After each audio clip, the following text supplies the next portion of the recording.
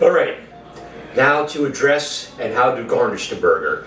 Now, you could typically just do, ketchup or mayonnaise, whatever, but I like to take it up a notch. I like it to make it, so we're also incorporating some vegetables in there, just like the potato salad I made. It just makes more sense and it just makes it more flavorful. It makes it elegante. So, anyway, let's start off with one of our favorites, a tomato.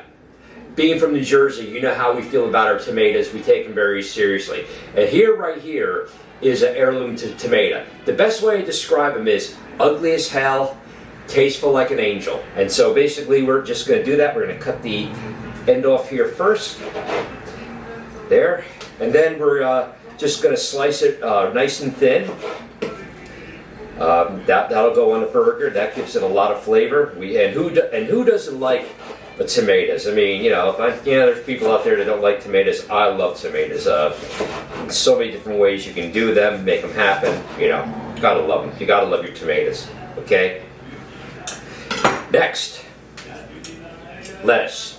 And here we're using red leaf lettuce. The reason why I like going with this, and you can go with anything. You can go with your regular romaine or regular leaf lettuce, but I just tend to like this more. It has a little bit of that bitterness on it, which I think is pretty good, very tasteful.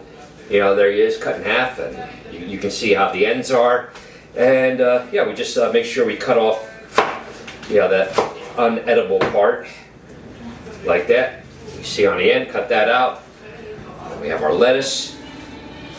And let's not forget our onion, okay? Again, I'm going with the sweet Vidalia onion for people that aren't crazy about onions, but want to give it a shot. And basically what you'll do too is you'll cut this side and this side. And what you do when you cut it is you go all the way down and kind of like pull up the onion like that. The reason why we do that is because then it makes it much easier to peel that outer skin off. Because I know a lot of people say, like, what's the best way to get doing it? And that's how we do it. So then basically, we can just grab that outer skin, that peel, like that, things never go like you hope to do it. Okay, there we go. Off like that. And then we just, what we're going to do is we're going to cut it like slices, just like we did with the heirloom tomato. And that'll go on the burger. That adds a lot of flavor, a lot of zip, a lot of zest.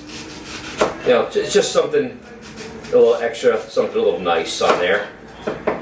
Okay.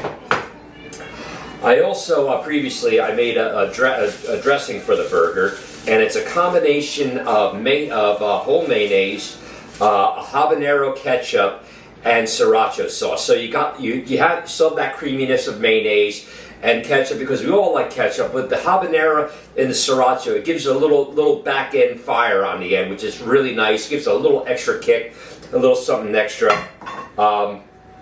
And personally, everyone has different types of breads they like to use for hamburgers.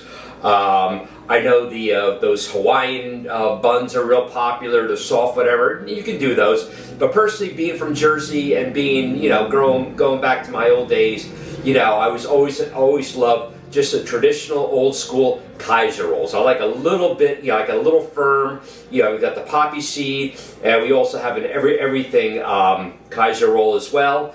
And then what I'm going to be doing too is I'm going to be using this cabbage, not to eat, but I have this plate that I'm going to use for all the garnishes and everything, and even with the potato salad, and you'll see what I do with this later on.